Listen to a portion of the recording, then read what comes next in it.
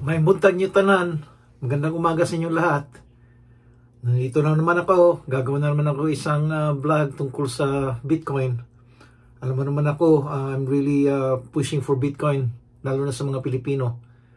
I think Bitcoin is the best performing asset sa lahat ng mga iba-ibang asset, including real estate, gold, stocks and bonds, or kahit ano dyan. Walang makakatalo sa Bitcoin. Ang pag-uusapan natin ngayon is about a particular country that adopted Bitcoin, and it's the first country that adopted Bitcoin as legal tender. Ibig sabihin ng legal tender is parang pera na rin. It's like peso, dollar, or whatever. So tinanggap nila sa country nila yon. And this country is none other than El Salvador sa South America. Ang El Salvador, maliit lang na country ito, at saka marami silang problema. They're trying to make it more progressive. And one way, ang presidente nila, si President Nayib Bukele, medyo progresibo siya. Gusto niyang umunlad ang El Salvador. So, ang decision na ginawa niya is to include Bitcoin as legal tender. And this was done in 2021.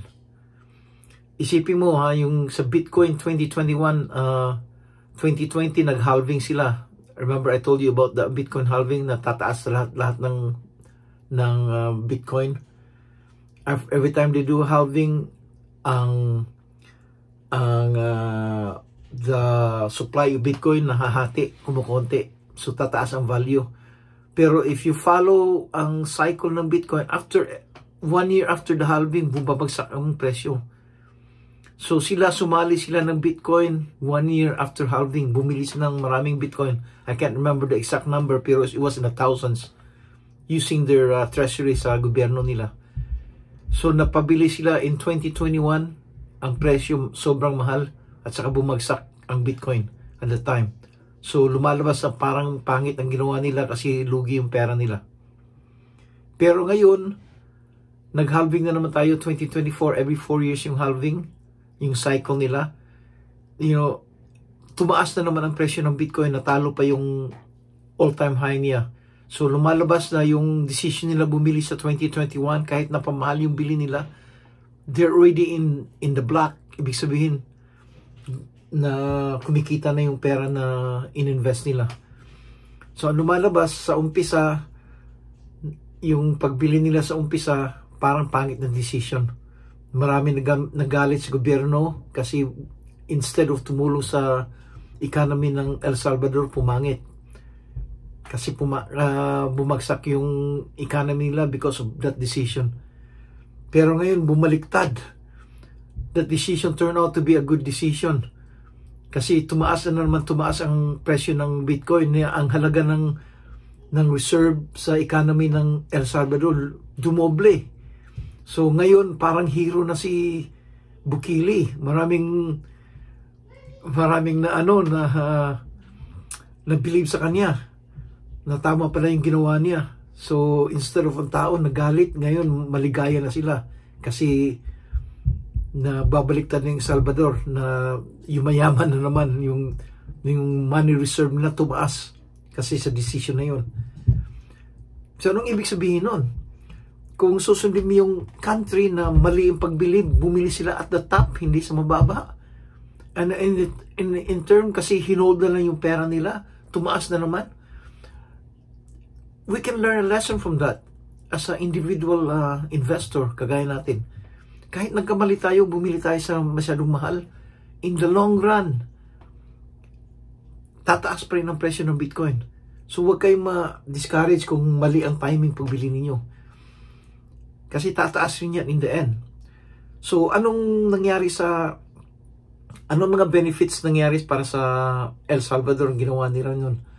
One thing is, kasi ang Bitcoin hindi hawak ng gobyerno at saka hindi hawak ng bangko, binigyan ng chance ang mga tao na walang bank account.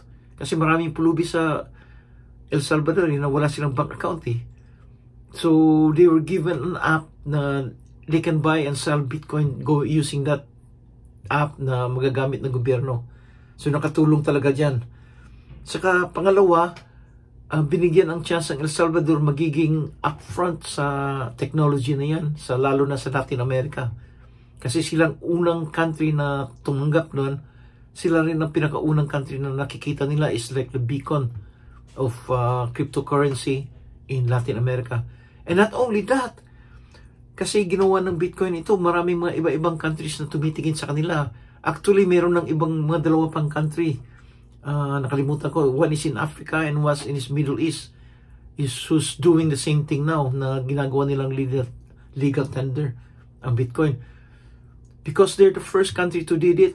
Kung minsan, mga iba-ibang country naghihintay kung if some country does it para ma-accepted sa mga masa at sa mga government program.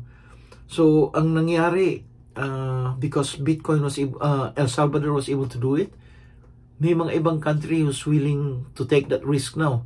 So dumadami na country na willing to do it as a legal tender.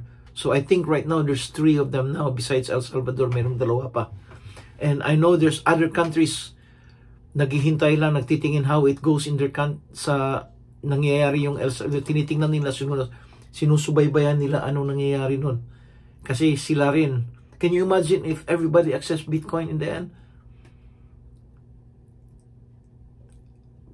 Anong mangyayari nun? The demand for Bitcoin lalaki ng lalaki.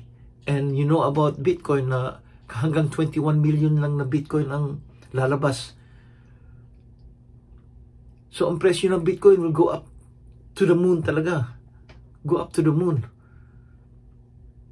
So kung may Bitcoin ka na ngayon, just hold on to it. Tataas ang presyo ng Bitcoin. Kung wala pa kayong Bitcoin, bumili na kayo. Para meron kayong generational wealth talaga ito. Kung hindi nyo ibibenta, pwede nyo ipamana sa mga anak ninyo. Mas mataas pa ito kaysa sa real estate. Meron akong isang video tungkol sa real estate. Sinasabi ko, in real estate, wala silang, ang Bitcoin is basically passive income. You don't have to worry about maintenance. You don't have to worry about taxes. You don't have to worry about insurance. You don't have to worry about utilities. Hindi ka mag-aalagar kung may sisira or magnanakaw sa real estate mo. Bitcoin, wala. You just have to hold on to it. Hintayin mo na lang tumaas ang presyo. Then, pwede mo na ibenta later on, down the road, kung gusto mo. Or wag mo na ibenta. Hintayin mo na lang pataas ang pataas. The only biggest expense of Bitcoin is pagbili nun. At saka, magbabayad ka ng tax ibibenta mo. I don't mind paying taxes if you make millions and you pay some taxes. Okay lang sa akin yun. Anyway, tax may tulong naman sa everybody. Yung buwabalik naman in terms of, mga government services. So, we should be really happy na meron ng acceptance from government, which is El Salvador. Kaya, so sila ang nag-umpisa. So, meron silang recognition na nalalaman ng tao na El Salvador did something kahit maliit lang na country. Silang unang gumawa nun compared na maliit lang na country ang El Salvador. So, anong lesson matututunan natin ito ngayon? Na ang Bitcoin is slowly being accepted by different countries, organizations, corporations, banks, and individual people.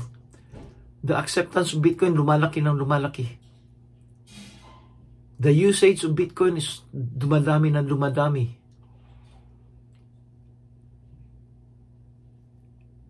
So if you have Bitcoin, sasabihin ko sa iyo, you're way ahead of everybody.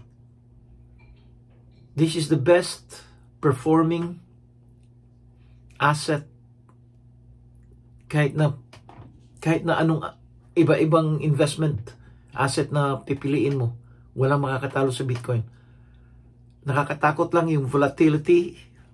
Paulit-ulit nito, volatile ang Bitcoin. Ibig sabihin ng volatility, biglang tataas, biglang babagsak, biglang tataas, biglang babagsak. Pero yung taas niya mas sobra sa dating taas.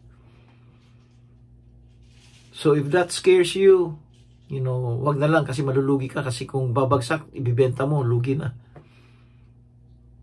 And I don't want you to go through that, so just from the lesson, from what we learned today, isipin mo, ang El Salvador is like one single person. They bought it on the top.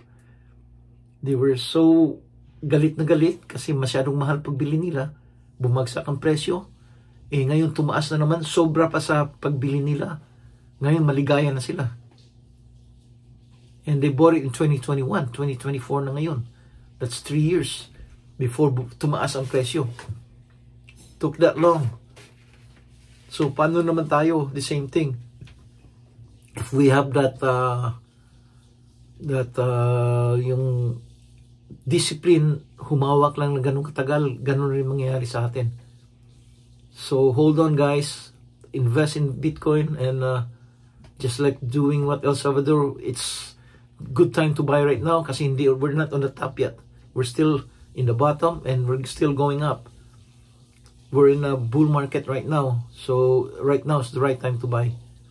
Maraming salamat. Thank you. Bye.